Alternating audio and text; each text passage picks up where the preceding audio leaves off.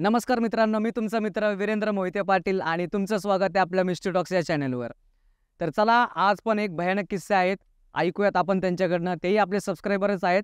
आपलं Google form भरून आणि इंस्टाग्रामवरनं त्यांनी कॉन्टॅक्ट केलेला आहे आपल्याला. तर चला ऐकूयात. नमस्कार सर. नमस्कार. काय आपलं नाव? माझं नाव गंधर्व गौतम कांबळे. ओके. आणि राहिले कुठे आहे तुम्ही? मी सर दत्तवाडी सिंहगड रोडच्या इथे राहतो. बरं. आणि काय घडले होते तुमच्याबरोबर किस्से किंवा काय अनुभव आहेत तुमचे? एप्रिल महिन्याच्या दरम्यानचा हा आमच्यासोबत झालेला अनुभव आहे. एप्रिल म्हणजे कुठल्या सालातलं एप्रिल? 2024 आता चालू जे वर्ष त्या वर्षातलाच आमचा अनुभव आहे. म्हणजे अगदी आत्ता 2-3 महिन्यापूर्वी? हो. तर डॉक्टर बाबासाहेब आंबेडकर जयंती संदर्भात कार्यक्रम असतात. तर विश्रांतवाडी येथे खूप मोठा कार्यक्रम होता आणि साऊंड आम्हाला खूप आवडतं. साऊंड म्हणजे एकदम जिव्हाळ्याचा विषय. आणि साऊंड बघण्यासाठी आमचं ठरलं होतं की त्या ठिकाणी जायचं. आणि तिथं मित्र असल्यामुळे त्यांनी आधीच फोन केले होते की भाऊ 12 तारखेला आपल्या इथे साऊंड लागणार आहेत. तर नेहमीप्रमाणे आम्ही सकाळी जॉब वगैरे ऑफिस सगळे मित्र होतो आम्ही 4 जण. त्यांनी ठरवलं की संध्याकाळी एकत्र जमायचं. 12-12:30च्या दरम्यान आम्ही सगळे जेवण वगैरे चौकात जमलो एकत्र की आता ठरलं की आता निघायचं इथून आम्ही. तर मग जवळजवळ आम्ही 12:45च्या दरम्यान निघालो घरापासून. आणि त्यानंतर मग गाड्या वगैरे आमच्या सगळं पेट्रोल वगैरे भरून त्या रोडने निघालो आम्ही. संगमवाडीच्या रोडने गेलो. साऊंड वगैरे बघितले, पण पाहिजे त्याचे साऊंड बघता नाही आले तिथं. रात्रीच्या दरम्यान त्यांनी साऊंड बंदच केले होते जास्त करून. तर थोडेसं मूड ऑफ झाला होता मग नाही का मित्रांचा. तर येताना आम्ही संगमवाडीच्या ब्रिजवरनं येत होतो. तर असंच बोलता बोलता आमचा विषय निघाला. एक मित्र म्हणाला की होळकर ब्रिज तुम्हाला माहिती आहे का? तर मी म्हटलं नको तिकडे जायला, तो काही चांगला एरिया नाही आहे आणि आता रात्रीचं टायमिंग आहे म्हटलं. आणि त्यावेळेस वाजले असतील ना 2:30 दरम्यान वाजले असतील. तर मित्र म्हटलं की जाऊयात आपण तिथं. 2:30 म्हणजे रात्रीचे? हो, रात्रीचे 2:30 वाजले होते त्यावेळेस. तर मित्र माझ्यासोबतचे 2 जण थोडेसे आमच्यापैकी लहान होते आणि एक मित्र माझ्याच वयाचा होता. तर तो म्हटलं की नाही नाही जाऊयाच आपण. तर बाकीचे 2 जण ते थोडेसे घाबरले होते त्यांचं नाव घेता घेताच. मग त्यामुळं मी म्हटलं नको जायला तिथं. आधीचं पण माझं एक तिथं म्हटलं अनुभव आहे, त्यामुळे नको जायला आपण तिथं. आणि याआधी पण मला तिथं थोडासा एक अनुभव आला होता, त्यामुळे मी त्यांना तर नकोच म्हटलं जायला. तरी पण त्यांनी आग्रहाखातीर आम्ही संगमवाडीवरून तरी परत आम्ही गाडी तिकडे वळवल्या आणि तिकडे जाण्याच्या मार्गाने आम्ही निघालो. तर गाडीवर जातानाच आमचा विषय निघाला होता की तिथं असं दिसेल तसं दिसेल. तर मी त्यांना म्हटलं की तरी पण आपण चाललो आहे असं म्हणत काय आणू नका. आणि संगमवाडीचे 2 ब्रिज आहेत आता. एक जुना ब्रिज आहे आणि एक नवीन आता जो बांधलेला आहे त्या ब्रिजवरून आम्ही गाडी घेतली तिथनं. तर तिथनं गाडी घेतली आणि तिथून एक राऊंड मारला आम्ही आणि येताना जुन्या ब्रिजवरून आलो. तर येताना ब्रिजवरून थोडंसं वातावरण तिथलं भयानक होतं नाही का, रात्रीची वेळ आणि जवळजवळ 3 वाजले असतील त्या दरम्यान. असा एकदम म्हणजे किरकिर किरकिर आवाज आणि थोडंसं असं भयानक वातावरण. घाबरलो होतो आम्ही त्यावेळेस, पण कोण एकमेकांना दाखवत नव्हतं. 4 जण मित्र होतो, त्यामुळे एकमेकांना कोणी दाखवलं नाही की घाबरायचं नाही. बागचे 2 जण तर घाबरलेच होते, ते लहान होते थोडेसे. माझ्यासोबतचा मित्र पण घाबरला होता, मी पण घाबरलो होतो. त्यामुळे तिथलं वातावरण थोडंसं आणि जरा निगेटिव्हिटी पण वाटत होते आम्हाला. पण तिथून तरी आम्ही गाडी पुढं आणली आणि पुढं आल्यानंतर तिथे एक मंदिर आहे म्हसोबारायाचं. तर मी मित्रांना म्हटलं की जाऊ दे आता, झालं गेलं विसरून जावं, पाया पाडं म्हटलं देवाचं आणि आपण पुढे निघून जाऊयात. तर तिथून आम्ही गाडी पुढं नेल्या गाड्या तिथून. आणि तो जो ब्रिज आहे तो ब्रिज क्रॉस केल्यानंतर ना अचानक माझा मित्र मागचा डचकला आणि तर मी त्याला विचारलं काय झालं. तर त्यावेळेस त्याने काही सांगितलं नाही मला. आणि तिथून गाडी पुढं आल्यानंतर पुढे गेल्यानंतर पुढं एक पूर्ण दफनभूमी आहे, म्हणजे इंग्रजांच्या काळातली दफनभूमी मला असं वाटतं ते. तिथं आल्यानंतर त्याने मला सांगितलं की मला कोणीतरी मागून खेचलं. बापरे. आणि त्याला म्हटलं मी तिथंच का नाही सांगितलं तुम्हाला. तर तो म्हटलं नाही अरे दादा मी घाबरलो होतो. त्याला म्हटलं जाऊ दे आता काय मनात आणू नकोस म्हटलं, झालं गेलं विसरून जा. तर तो ठीक आहे म्हटलं. त्यांनी बाकीच्या दोघांना पण सांगितलं असं झालं, ते पण घाबरले. त्यामुळं आम्ही तिथून लवकर निघून आलो. तर घरी आम्हाला 3:30 पावणे 4 वाजले यायला घरी. त्यानंतर आम्ही घरी आलो. घरी आल्यानंतर ना दुसऱ्या दिवशी मग सगळे त्यांच्या दिनक्रमाला लागले. आणि मग त्या दिवशी आम्हाला काही साऊंड बघायला भेटले नव्हते पाहिजे तसे, त्यामुळं दुसऱ्या दिवशी जायचं पण आमचा प्लॅन ठरलाच होता. आणि हे असं झालं होतं, त्यामुळं ते तर म्हटले त्या रोडने नकोच जायला.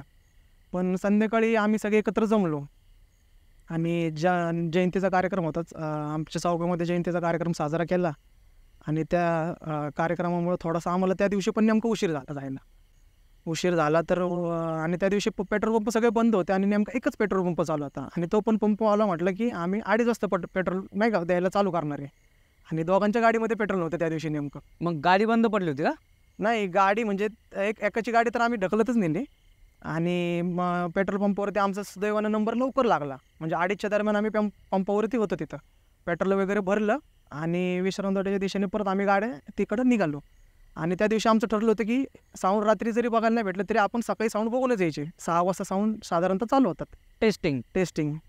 तर ती टेस्टिंग ऐकूनच यायची. आणि दुसऱ्या दिवशी 14 एप्रिलची सुट्टी होती आणि त्यामुळे म्हटलं की आपण साऊंड ऐकूनच येऊयात. मग त्या दिवशी आम्ही गाड्या घेऊन गेलो. दोघांच्या गाड्या निघाल्या, एकाकडे बाईक होती आणि माझी ॲक्टिव्ह होते. बरं, मग तुम्ही एकाच वेळी सगळे निघाले का पेट्रोल भरून? हो, दोन्ही गाड्या मग तिथून निघाल्या आमच्या. त्यानंतर मग त्यावेळेस पण असं ठरलं होतं की तिथून जायचं नाही आहे. पण दोघांचं मित्रांचं असं अचानक त्यांच्या डोक्यात काय आलं की नाही तिथूनच जायचं, आपण तिथूनच जायचं यांचं ठरलं. तरी पण मी म्हटलं नको जायला तिथून, काल आपल्याला एक अनुभव आलेला आहे. आता जर आपण असं जाण्याचं ठरवलं तर ते असं चॅलेंज दिल्यागत होईल.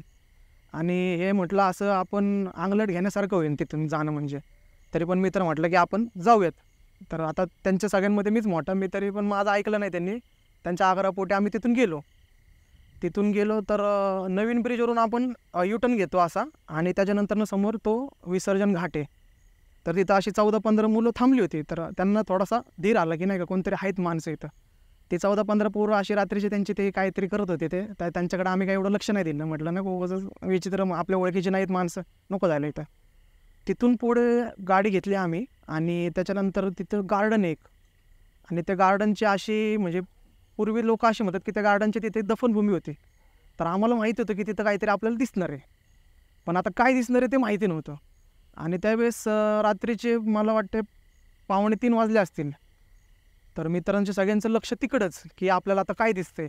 आणि रोडला कोणच माणूस नाही, फक्त आमच्या 2च गाड्या, बाकी कोणच नव्हतं त्या रोडला. आणि त्या रोडला जास्त करून स्ट्रीट लाईट नाही आहेत, पूर्ण अंधारच. पूर्ण अंधार आहे त्या रोडला. आणि तो पूर्ण रोडला असं दडपण आल्यासारखं वाटतं की नाही का, पूर्ण असं म्हणजे निगेटिव्ह एकदम फिलिंग येते. आणि त्याच्यानंतर मग आम्ही तिथून गाड्या घेतल्या.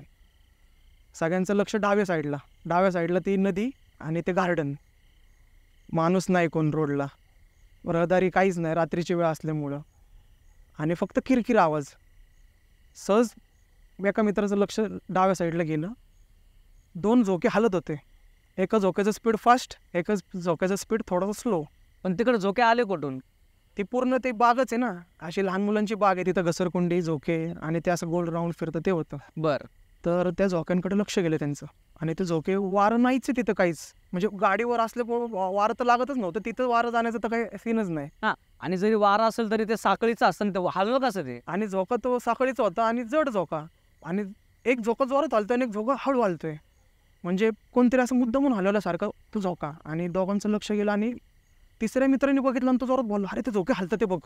आणि माझं पण सहज लक्ष तिकडे गेलं की तो जो एक झोका हलत होता, जोरात हलत होता, आणि एक झोका कमी हलतोय. ते वळून आम्ही बघितलं पूर्ण. त्यावेळेस तर सगळे घाबरलेच. म्हणून गाडी त्यांनी जोरात पळवल्या. म्हटलं इथनं पटकन निघा, इथं काही थांबायलाच नको.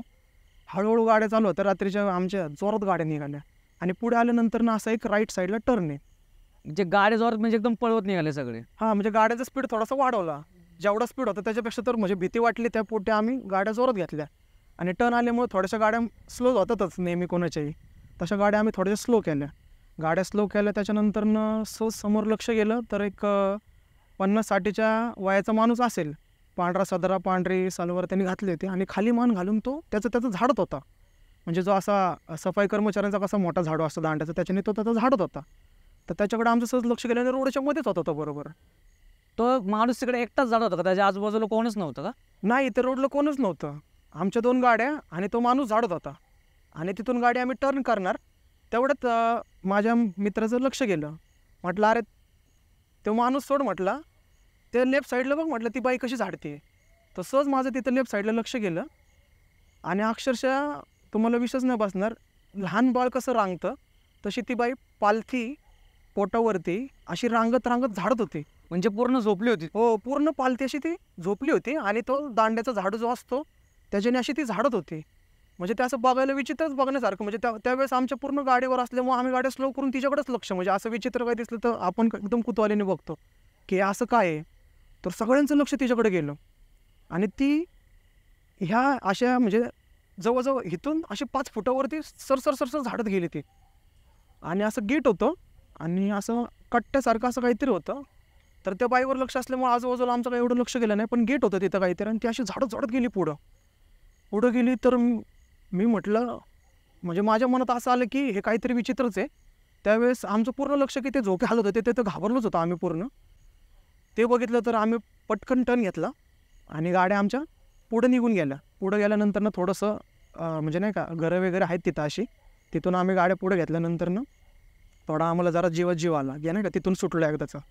त्यानंतर मग आम्ही साऊंड वगैरे बघितले तिथले, तिथं आम्ही थांबलो, टेस्टिंग वगैरे ऐकल्या.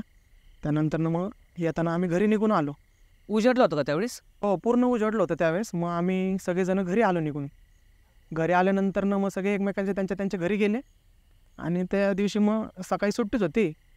तर सकाळी आम्ही सगळे असे घरातले म्हणजे आंघोळ वगैरे सगळं झालं, नाश्त्याला आम्ही सगळे एकत्र बसलो होतो घरातले. आई, माझी बहीण, बायको आम्ही सगळे एकत्र बसलो होतो. तर आता रात्री असं झालं आमच्याबरोबर.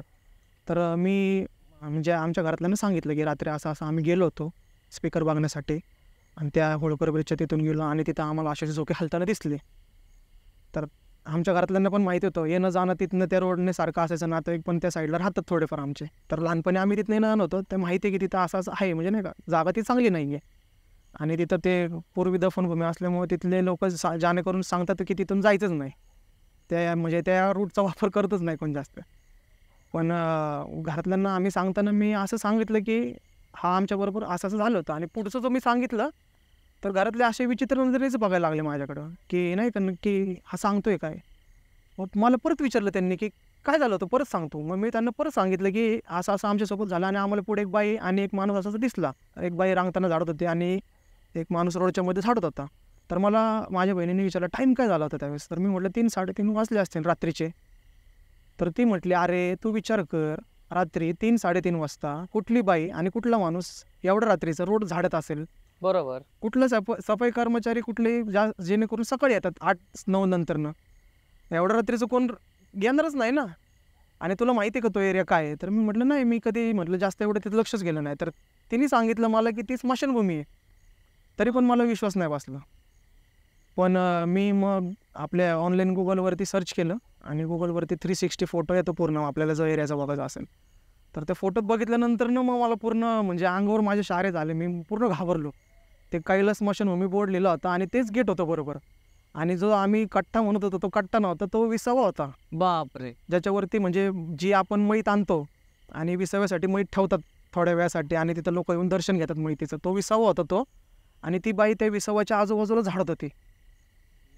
तेव्हा मला क्लिक झालं की आपण जे झोक्यांचं बघत होतो ते तर पाहिलंच आपण, पण जे आपण माणसं म्हणत होतो ती माणसं नव्हती, ते काहीतरी भलतंच होतं, वेगळंच होतं. म्हणजे ती दिसताना पण त्या बाईचा चेहरा अशी तिने पिवळसर अशी लाल साडी घातली होती आणि असं चेहरा तिचा आहे ना असं ब्लरच दिसत होता. म्हणजे असं स्पष्ट आपण कसे माणसांचे चेहरे दिसत तसं दिसत नव्हता. आणि तो दुसरा माणूस तर आमच्याकडे बघतच नव्हता जो रोडच्या मध्ये झाडत होता. तो त्यांनी तर बघितलंच नाही. तो रोडच्या मध्ये असून सुद्धा गाड्या आलेल्या त्यांनी बघितलं नाही. तो त्याच्या कामातच व्यस्त होता, त्यांनी मान वर केलीच नव्हती.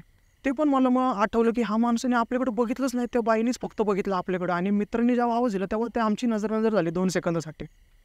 आणि तेव्हा मला कळलं की ही आपण जे बघत होतो ते खरं माणसं नव्हतीच. त्यावेळेस मग पूर्ण घाबरलो मी. घरातले पण म्हटले की तुम्ही जे बघत होता ते तर तुम्हाला झोके हालताना दिसले, पण हे पण तुम्हाला काहीतरी विचित्र दिसले. त्यानंतरनं मग मी मित्र म्हणजे जवळपासच राहतात सगळे मित्रांना मग मी फोन केला. म्हणजे आम्ही सगळेजण एकत्र आलो दुपारच्या टायमिंगला. त्यांना सांगितलं मी आपण असं असं बघितलं, तर तुम्हाला माहिती आहे का ती जागा काय आहे. त्यांना सांगितल्यानंतर त्यांना पण शॉक बसला की आपण ज्या एरियात गेलो होतो ते स्मशानभूमी आणि दफनभूमी असं म्हणजे पूर्ण तो निगेटिव्हच एरिया आहे. आणि त्यांना तर ते तर घाबरलेच होते आणि त्यांचा अनुभव पण म्हणजे भीतीदायकच होता. त्यांना असं सांगण्यात म्हणजे एखाद्याला म्हणजे कसं सांगणार की तो माणूस नव्हता की ते वेगळंच काहीतरी होतं. मग तेव्हा त्यांनी सांगितलं की अरे म्हटले मला पण रात्री स्वप्न पडलं. एका मित्राने सांगितलं आमच्या तिघांमधल्या. म्हणजे तुम्ही ते सकाळी घरी पोचल्यानंतर झोपल्यानंतर मग ती सगळी स्वप्न पडली का? हो, मग त्या रात्री आम्हाला स्वप्न पडली होती. पण हे जे सांगितल्यानंतर हे आमच्या डोक्यातून निघूनच गेलं होतं की असं काहीतरी आपल्याला दिसलेलं आहे. आणि मग तो मित्र आला, म्हटलं अरे मला पण म्हटलं स्वप्न पडलं होतं. तर त्याने सांगितलं की तो सायकलीवरून चालला आहे मित्र आणि त्याच्या पाठीमागे ती बाई आहे. तीच बाई झाडणारी? त्याच हेची अशी बाई एक मागे येत होती त्याच्या आणि सायकल तो चालवते पण सायकल पुढं जातच नव्हती, असं त्याला स्वप्न पडलं. आणि ते सांगताना मला पण आठवलं की आपल्याला पण स्वप्न पडलं होतं. कारण का हे जे घडलं रात्रीचं ते घरातल्यांना सांगितलं, त्यांनी त्यांच्याकडनं आम्हाला कळलं की ती जागा चांगली नाही, तो वेगळा शॉक होता. त्यामुळे मी हे विसरून गेलो होतो की आपल्याला पण स्वप्न पडलं. तेव्हा मला आठवलं की आपल्याला पण रात्री असा भास झालेला आहे. त्या बाईचं म्हणजे मला असं भास झाला की रात्री स्वप्नात ती बाई दिसली मला. पण त्यामुळे मी एवढं काय मनाशी धरलं नाही का म्हटलं सांगायला नको कोणाला, आपल्यामुळे बाकीचे पण घाबरतील. पण त्या मित्रांनी जर सांगितलं त्याच्यानंतर आपल्याला मला असं कळलं की फक्त मलाच नाही भास झाला की ह्यांना पण वाटलं. ते दुसरा पण मित्र तो पण थोडासा घाबरला होता आणि तो पण मग दुसऱ्या दिवशी पण आमचं जायचं ठरलं होतं. ज्या दिवशी मेन कार्यक्रम होता त्या दिवशी पण आम्हाला कार्यक्रमाला जायचंच होतं. पण त्या दिवशी कोण आलंच नाही, फक्त आम्ही दोघंच जण मित्र गेलो होतो. तुम्हाला काय स्वप्न पडलं होतं? त्या दिवशी मला असं म्हणजे भास झाला होता की असं नाही का बाई आपल्याला दिसली अशी घरातून, अशी म्हणजे सावली अशी चालली आहे समोरून, असं झाल्यासारखं भास झाला मला. त्या दिवशी मला एवढं काय नाही वाटलं. पण त्याच्या सेकंड डे जेव्हा मी म्हणजे विसरून गेलो होतं सगळं मी. तो भास होता का स्वप्न होतं जे तुम्हाला दिसलं ते? तो असं मला, आपण अर्ध झोपेत कसं असतो, डोळे आपले थोडेसे म्हणजे नाही का उघडे असतात असे थोडेसे, अर्धवट झोप. अर्धवट झोपेत आपण, त्या अर्धवट झोपेत असं तो भास झाल्यासारखं दिसलं. पण ते मी एवढं मला म्हणजे नाही का असं स्पष्ट नव्हतं दिसलं. पण मला असं वाटलं की आता झालं आपलं जे म्हणजे दिसायचं होतं ते आपलं विसरून जाऊयात आपण आता. म्हणजे तुम्ही एवढे मनावर नाही घेत? मनावर नाही घेतलं मी एवढं, म्हटलं नाही का दिसलं असेल. आता डोक्यात तेच विचार चालू होते की ते दिसलं म्हणजे नाही का बॅक माइंडेडमध्ये तेच विचार चालू होते. सगळेच घाबरले होते, सगळ्यांच्या डोक्यात तेच विचार होते की आपण काहीतरी विचित्रच बघितले. त्यामुळे सगळे घाबरले होते. आणि त्या दिवशी आम्ही मग त्या रोडनी गेलोच नाही. त्या दिवशी कार्यक्रमाला जाऊन वगैरे आलो आम्ही. कार्यक्रम वगैरे सगळं आमचा पार पाडला चांगला. त्यानंतर घरी आलो, सगळेजण त्यांच्या घरी गेले आणि त्या दिवशी मी झोपलो. बाकीच्यांना ते एवढं काय जाणवलं नाही.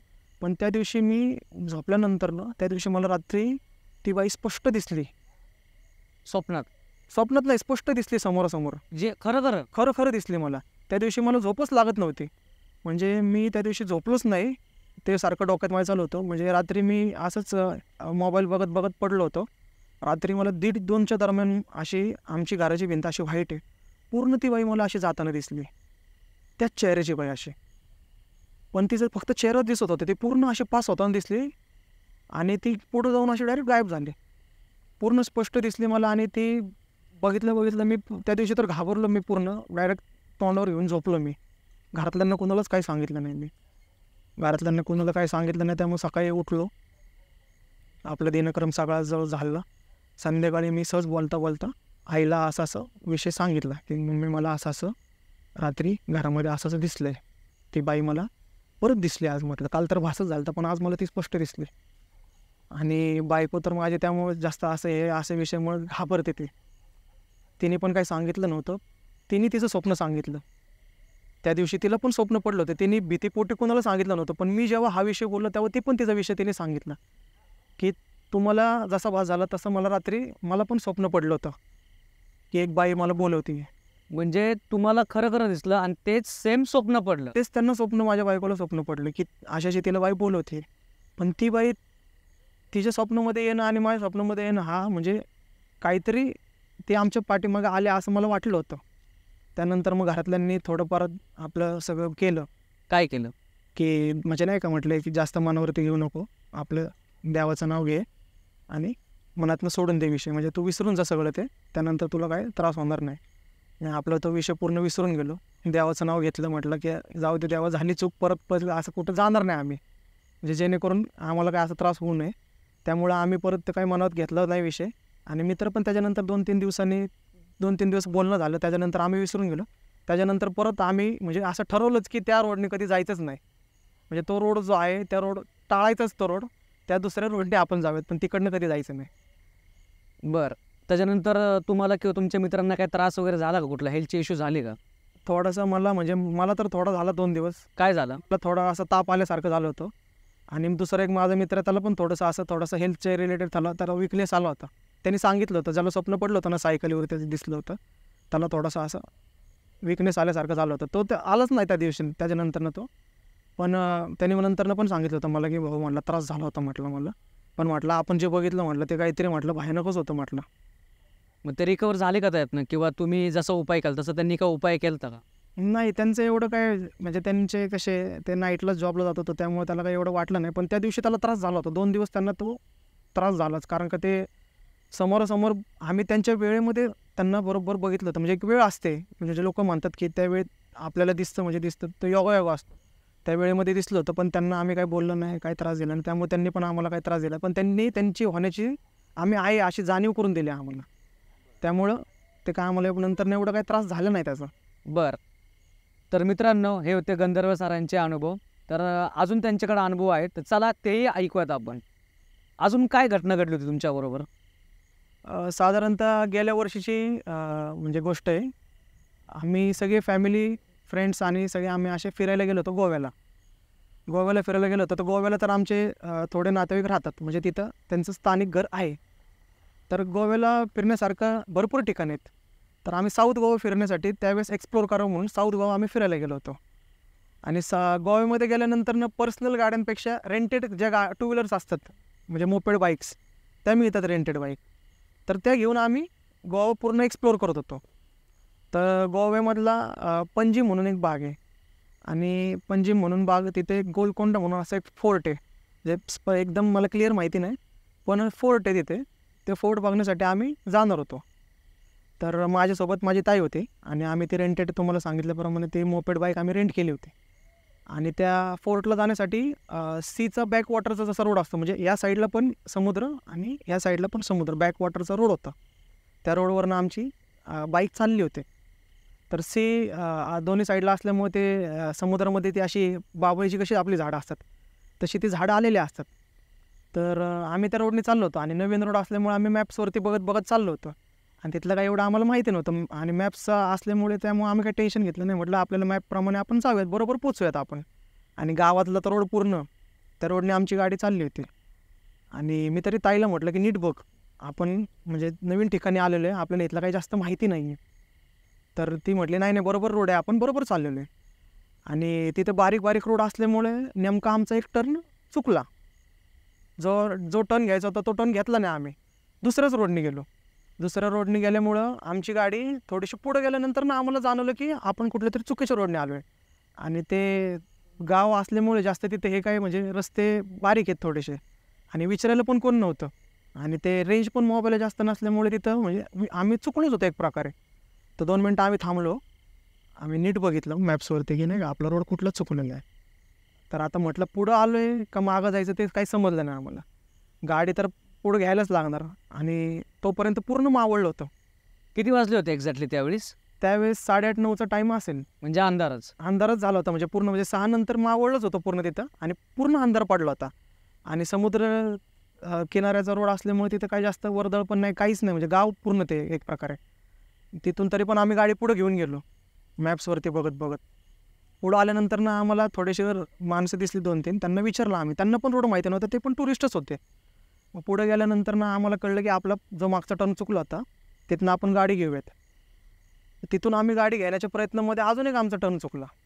अशी करत करत आम्ही चुकीच्याच रोडने गेलो पूर्ण. आणि मग आम्ही ठरवलं की आता काय, आपण तिथं जायला नको, ज्या ठिकाणी जायचं आहे तिथून आपण गाडी वळवूयात. आम्ही गाडी वळवली, आणि ज्या चुकीचा टर्न घेतला होता तिथनं आम्ही अशी गाडी वळवताना तिची बाभळीची झाडं होती. तिथे असं अचानक ताईचं पण लक्ष गेलं आणि माझं पण लक्ष गेलं, पण ती मागे बसल्यामुळे आणि मी पुढं बसल्यामुळे त्या दोघांमध्ये काही संवाद झाला नाही आमचा, एवढं बोलणं काही झालं नाही. पण आपण अशा हॉरर फिल्म्समध्ये नाही का, अशा त्या बाहुल्या असतात, अशा लाकडी बाहुल्या असतात, लाकडी बाहुल्यांचे असे विचित्र चेहरे असतात, असं एक मला असं विचित्र चेहरा दिसला, म्हणजे पूर्ण क्लिअर दिसला की असा चेहरा दिसतोय आपल्याला. बाभळीचं असं झाड होतं आणि झाडाच्या वरती तो असा चेहरा दिसतोय, आणि ते आजूबाजूला त्याला काय हातपाय नाही, काय नाही, फक्त चेहरा दिसला मला.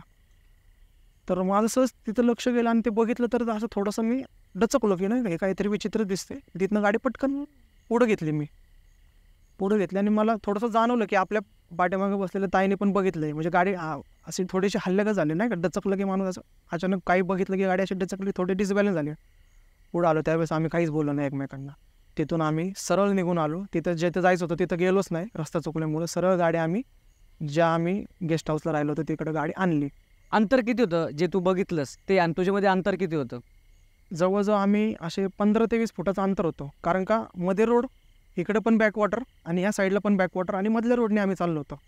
समुद्राचं पूर्ण बॅकवॉटर असल्यामुळे दोन्ही साईडने ती झाडंच असतात, असे बाबळीसारखी ती अशी काटेरी झाडं असतात, समुद्रामध्ये येतात ती झाडं. आणि तिथं तो चेहरा आम्हाला क्लिअर दिसला होता, म्हणजे मला तो असा बाहुलीचा चेहरा जसा असतो ना तसा, असा पण मानवी आकारामध्ये चेहरा होता तो.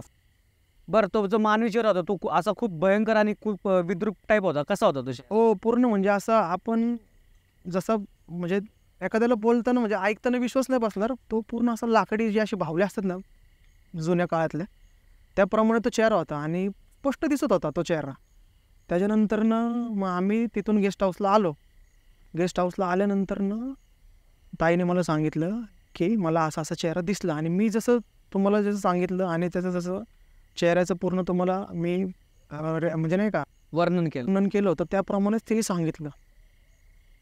ते सांगितल्यानंतरनं मला तर पूर्ण शॉकच बसलं. म्हटलं, की जो मला जसं दिसलं तसं तुलाच दिसलं सेम टू सेम आणि मी पण तिला तेच सांगणार होतो. त्याच्या आधीच तिने मला सांगितलं, की मला असा चेहरा दिसला. त्याच्यानंतरनं आम्हाला काही एवढं काही जाणवलं नाही त्यावेळेस तिथं. पण मग आम्ही तिथून तुम्हाला सांगितल्याप्रमाणे आमच्या तिथे थोडेफार नातेवाईक राहतात. मग आता आम्ही म्हटलं गोव्याला आलोयच तर म्हटलं त्यांना पण भेटून जाऊयात.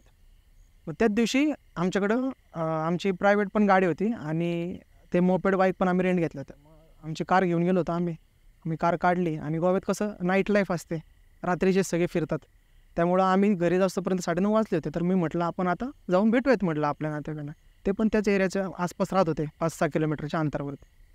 तर मग आता सगळे फॅमिली फ्रेंड्स होते सोबत आणि गाडी काढली आम्ही एकत्र सगळे कारमध्ये गेलो आम्ही. त्यांच्या घरी गेलो.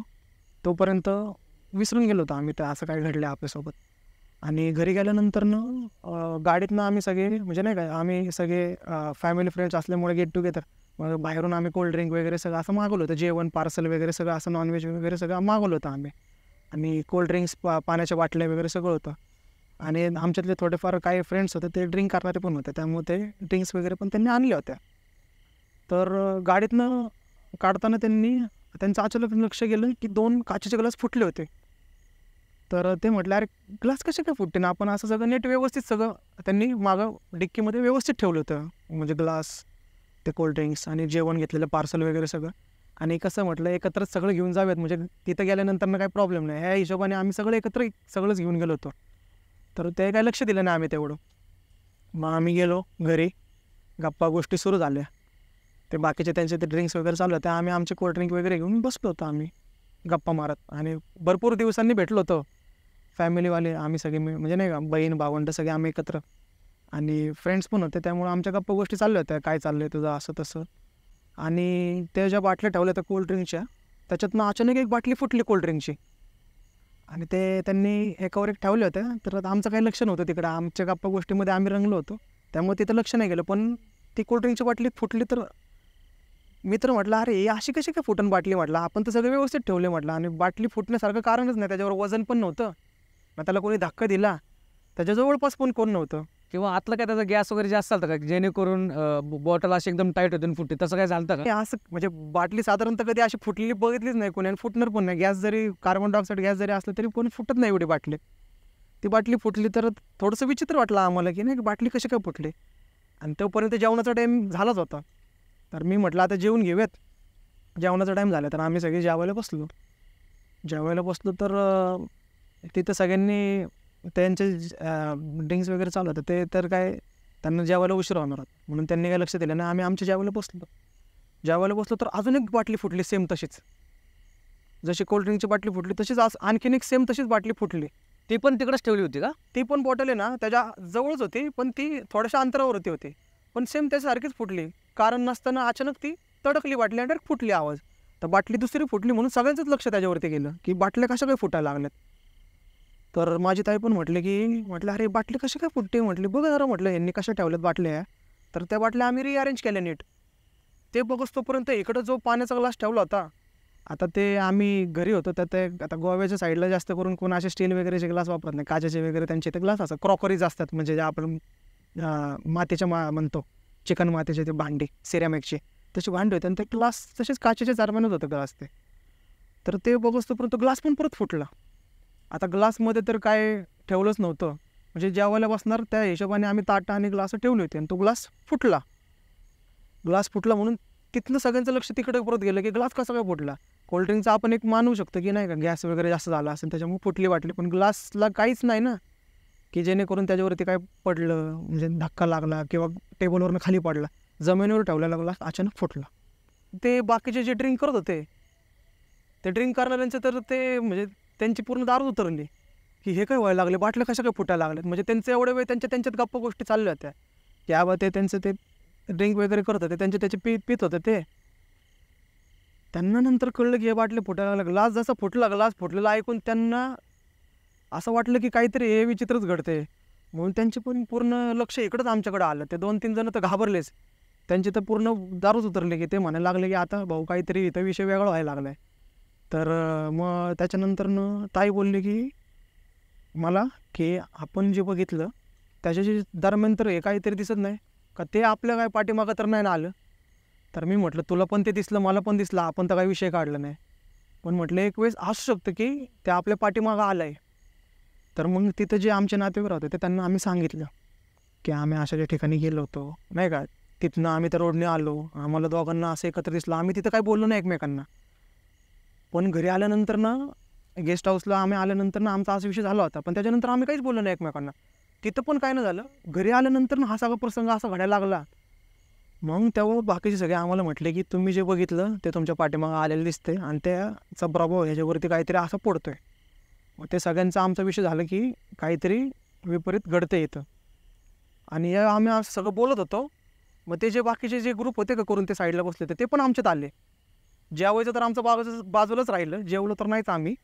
पण आता हा विषय रंगला. मग त्यांनी सांगितलं की पूर्वीच्या काळापासून लोक असे म्हणतात की समुद्राच्या काठी वगैरे कडेला असे जे लोक म्हणजे नाही का सुसाईड वगैरे करतात किंवा म्हणजे ज्यांचा नाही का बुडून वगैरे मृत्यू होतो की ते असे तुम्हाला दिसू शकतात. आता आम्हाला जो चेहरा दिसला होता तो तर पूर्ण विद्रूपच चेहरा होता. ते बाई होती का माणूस होता ते तर आम्हाला कळलंच नाही. पण भावलीचा चेहरा कसा असतो तसाच चेहरा होता. आणि ते पाठीमागं आलं का नाही आलं आमच्या पाठीमागं ते तर आम्हाला काही कळलं नाही. पण त्याचा इफेक्ट घरामध्ये आम्हाला जाणवत होता. घरात पण असं पूर्ण असं दडपण आल्यासारखं वाटत होतं आम्हाला. असं पूर्ण निगेटिव्हिटी आली असं. म्हणजे आपण घराच्या खिडक्या वगैरे दार सगळं पूर्ण उघडं होतं. पण एक आपल्याला असं नाही का श्वास घ्यायला त्रास होतो, म्हणजे कोंडल्यासारखं वाटत होतं आम्हाला. आणि तो आम्ही सगळ्यांना तो विषय सांगितला आहे आमच्याबरोबर असं असं घडलं. ती पण लोक सगळी घाबरली. पिणारे होते ते तर सगळे साईडला झालेले, ते पण आमच्यात येऊन बसले होते. ते पण त्यांनी सगळं बंदच केलं होतं. ते आमच्यातच येऊन बसले होते आणि ते पण आमचं ऐकत होते गप्पा गोष्टी काय चालल्यात तुमच्या. त्याच्यानंतरनं मग आम्हाला वाटलं की झालं आता काही होणार नाही. अजून एक बाटली फुटली, परत बाटली सेम तशीच फुटली. मग सगळे घाबरले.